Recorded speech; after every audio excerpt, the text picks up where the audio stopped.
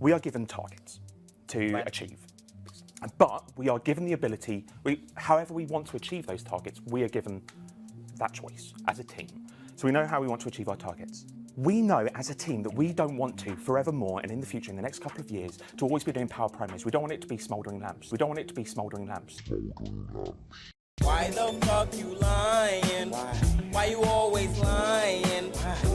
Oh my god, stop fucking lying. So what's up guys, there's been like a huge uproar in RS3 lately. Everyone's triggered by that new lamp promotion.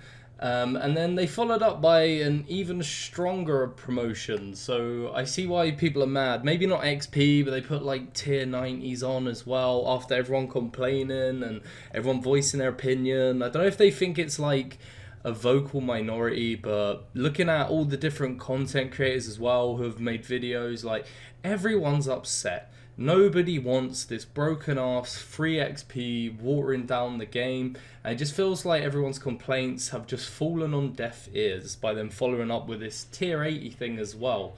You also got like the UK lore up RuneScape 3's arse. There's been like this huge video that's gone out and it's like trending as well in the gaming section.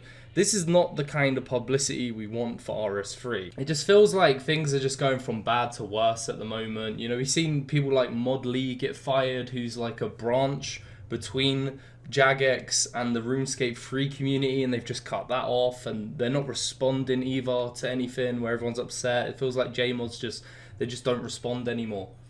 And then they've been followed up by people like Mod Maz, Mod Meadows, not sure if Mod Meadows left on their own, and then some mod from the mobile team getting fired. It feels like this, like I saw a video from about a year and a half ago, beginning of last year, so nearly 2 years ago, by Taki, and it feels like he predicted this. In Scenario 3, Jagex fails to successfully create a game built off their RSIP. Multiple devs within the company are fired, and content creation takes a complete backseat to rampant promos to make up for failed investments. Membership fees are raised to the point where they rival or surpass many other popular MMOs on the market, and the player base of both games declines, with RS3 being too small to milk for revenue targets. MXT makes its way into Oldschool RuneScape in new ways. It just feels like people are just being pressured and wondering the future, like content creators thinking about doing old school content, because there's so much going on old school right now. Old school getting all these amazing updates, and what are we getting? We're getting fucking MTX, loads of MTX content, and then like the tiniest update. Like the best updates I can think of at the moment that are going on are updates like the bank rework and mobile, things that they have been promising for years, like years and years and years, and that's what we have to look forward to. It literally just feels like at the moment we're in another RuneScape 3 apocalypse. Like, you know, EOC, remove all the wilderness, the Squeal of Fortune, and now this. Games like this though, they can fully function on cash cows, because that's literally what RuneScape 3 feels like it's turning into. RuneScape 3 is just going to be a couple of cash cows with their keys, and yeah, and then old school is like the future. That's what it feels like. Is this because there was like a dip in old school's player base because the hype of mobile would run out? And you know, with companies, they're always like, we've got to make more money. We need to make more money, more money, more money, more money. That's just how companies work. That I don't like people who think they might remove MTX. They're not going to do it unless it's not profitable or they're forced to remove it. Companies are all about just making money. We need to make more money. When players drop, rather than thinking long term, we'll make the game better, that will lead to more members, and that will lead to more memberships in the long run. No, we'll just squeeze the smaller player base even harder and get every penny out of them we can. We're just going to milk them.